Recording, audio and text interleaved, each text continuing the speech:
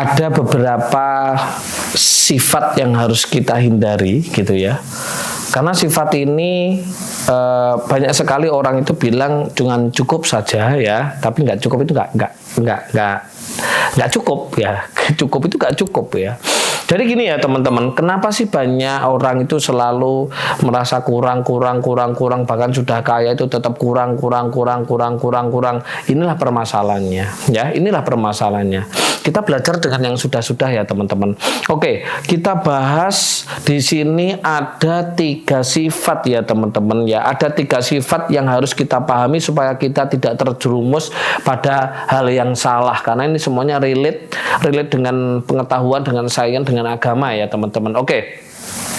Sifat yang pertama adalah sifat kurang ya teman-teman. Itu sifat kurang. Yang kedua adalah sifat cukup. Yang ketiga adalah sifat lebih gitu ya. Nah, putuskan sendiri teman-teman. Teman-teman mau yang mana? Mau sifat kurang?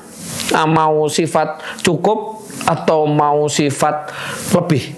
Nah, sifat itu mempengaruhi yang namanya vibrasi ya teman-teman, mempengaruhi rasa ya teman-teman, mempengaruhi getaran, dan yang akhirnya getaran itu akan keluar dari dalam tubuh kita melalui medan elektromagnetik. Dia menjadi sebuah frekuensi, dan frekuensi ini membawa informasi keadaan teman-teman.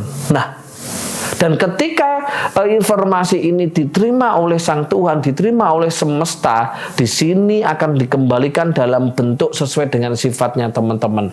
Kurangkah, cukupkah, atau lebih? Oke. Ini tidak peduli orang ini mau kerja, orang ini tidak bekerja, orang itu bisnis atau enggak punya bisnis atau gimana. Ini tidak urus seperti itu. Bahkan orang yang tidak punya pekerjaan ya, yang tidak punya pekerjaan pun bisa mempunyai kekayaan luar biasa ketika dia mampu mengaplikasikan yang namanya sifat lebih. Yuk kita bahas satu-satu ya teman-teman. Yang sebelum saya membahas satu-satu, di dalam hadis ada bilang seperti ini.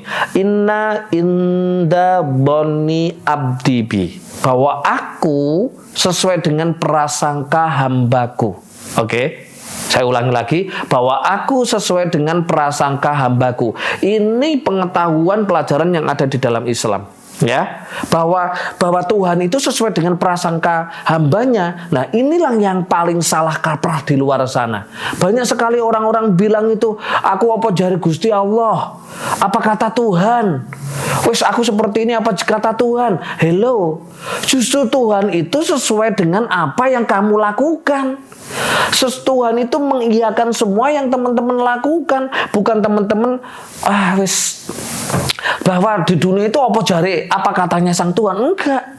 Justru Tuhan itu sesuai dengan apa yang kita rasakan. Tadi sudah saya sebutkan bahwa inna inda bani abdibi, bahwa aku sesuai dengan prasangka hambaku.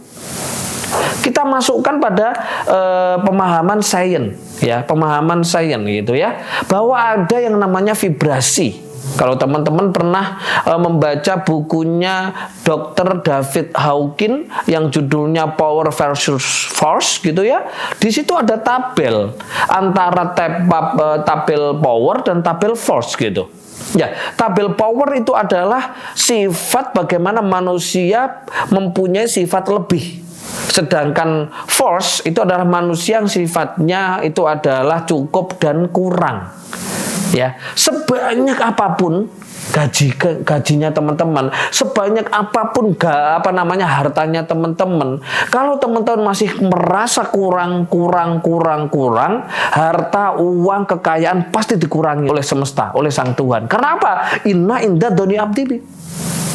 Dan ketika rasa kurang itu sudah masuk dirasakan kepada diri kita, berarti vibrasi kita mempunyai rasa kurang, itulah getaran kurang tadi. Ketika rasa kurang tadi keluar dari dalam tubuh kita menjadi sebuah getaran, dan getaran itu keluar dari medan elektromagnetik kita, ditangkap oleh medan geomagnetiknya bumi, gitu ya. Di situ berarti informasinya melalui frekuensi, dan setiap frekuensi membawa informasi. Berarti yang diterima oleh sang semesta, sang Tuhan adalah informasi teman-teman mempunyai rasa kurang. Disitulah hartanya teman-teman, uangnya teman-teman akan selalu dikurangi. Dan banyak sekali contoh di luar sana, para pejabat-pejabat, para konglo-konglo, semuanya gitu ya. Pokoknya kalau teman-teman kemarin mempelajari gitu ya, saham pada turun semua, coba beberapa konglo yang ada itu ruginya berapa ratus T kan gitu kan. Dan ada juga ya kan, dia itu kaya raya luar biasa sekali, bahkan pendiri partai ketika dia jatuh jedeng, akhirnya apa? Punya hutang 500 T gitu ya. Saya tidak perlu menyebutkan merek. Kenapa kok bisa seperti itu? Karena ada rasa kurang, teman-teman. Rasa kurang itulah yang dipancarkan kepada dirinya sehingga diterima oleh semesta, jadi rasa kurang dan dikembalikan dalam bentuk masalah yang untuk mengurangi semua harta, semua uang dan kekayaannya, teman-teman. Karena inna inda doni abdibi. Makanya teman-teman jangan punya rasa punya rasa bahwa aku apa jari Gusti Allah wis, aku seperti ini, aku kerja. Lah kamu kalau mempunyai pemahaman seperti ini, hidupnya busuk. Hidupnya banyak masalah. Bahkan juga ada dalil kan bilang seperti ini, aku tidak akan merubah, ya kan? Suatu kaum, kalau kaum itu tidak akan pernah merubahnya, ya kan? Berarti inna inda doni abdibi itu nyata bahwa Tuhan itu sesuai dengan apa yang kita lakukan gitu. Dan ditambah lagi di surat Yasin kan, ada yang namanya innama amruhu idza arada syai'an ayyakula lahu kun fayakun. Di situ kun adalah wilayah diri kita, sedangkan fayakun adalah wilayah sang Tuhan. Ketika kita sudah kun, pasti akan difayakunkan oleh sang Tuhan gitu loh. Orang kalau mau belajar gitu ya, berarti bukan kun fayakun gitu. Enggak seperti itu. Oh, kalau Tuhan itu sudah kun fayakun pasti jadi. Enggak gitu. Teman-teman nggak pernah belajar Al-Quran, berarti tidak pernah belajar Nahwu, Shorof, Alfiyah dan lain-lain. Makanya salah memahami, ditambah lagi suka mengikuti pengajian, ya kan? Nggak pernah ngaji, cuman pengajian aja sama kiai, sama ustadz, sama gus-gus, sama kabib-kabib itu. Nggak pernah belajar secara kitab-kitabnya. Gimana mau merubah hidupnya? Ya tetap susah, ya kan? Tetap susah.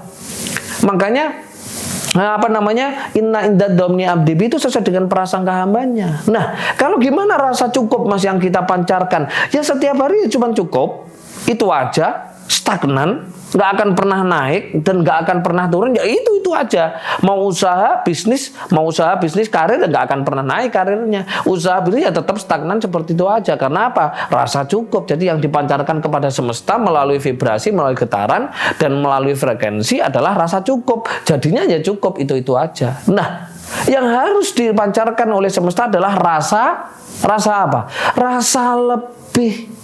Ya, rasa lebih sudah segalanya.